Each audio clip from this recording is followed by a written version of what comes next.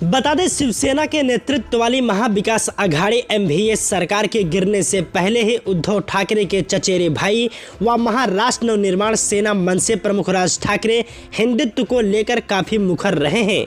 उन्होंने मस्जिदों में लाउडस्पीकर के इस्तेमाल को लेकर उद्धव की पार्टी पर खूब हमले किए थे। अब बृहन्मुंबई महानगर पालिका बीएमसी के चुनाव नजदीक आ रहे हैं, तो ऐसे में भाजपा को मनसे में एक सहयोगी दिख रहा है। भले ही मुख्यमंत्री एकनाथ शिंदे के नेतृत्व में शिवसेना के बागियों के साथ भाजपा सत्ता में है, लेकिन बीजेपी नेताओं ने बीएमसी चुनाव से पहले मनसे के साथ चुनाव पूर्व गठबंधन के लिए अपने दरवाजे खुले रखे हैं।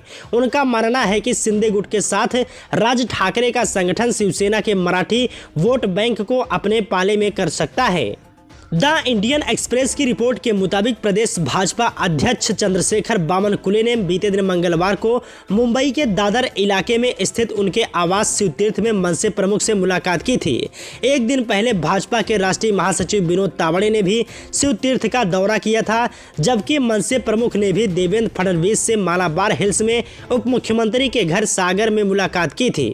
द इंडियन एक्सप्रेस ने अंदरूनी सूत्रों के हवाले से लिखा है कि बीएमसी चुनाव को लेकर दोनों पक्षों के बीच बातचीत अभी शुरुआती दौर में है। मनसे अध्यक्ष में भाजपा को एक करिश्माई वक्त दिखाई देता है, जो उद्धव ठाकरे और शिवसेना के साथ गठबंधन करने वाले मराठा संगठन संभाजी ब्रिगेड को आक्रामक रूप से टक्कर दे सकता है। राज ठाकरे राष्ट्रवादी कांग्रेस पार्टी राकापा और कांग्रेस को पटखनी देने में समान रूप से माहिर है।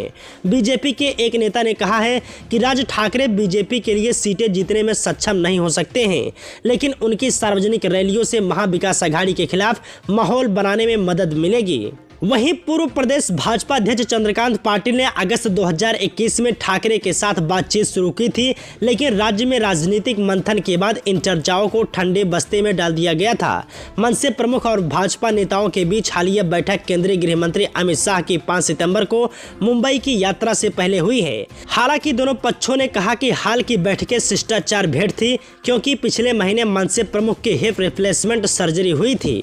मनसे के एक पदाधिकारी ने कहा, मनसे बीएमसी चुनाव लड़ना चाहती है, लेकिन भाजपा और शिंदे के साथ गठबंधन तर्कसंगत होना चाहिए। पार्टी के एक अन्य नेता ने कहा, राज साहब बीजेपी के आगे सरेंडर नहीं करने वाले हैं, यह उनके नियमों और शर्तों पर होगा।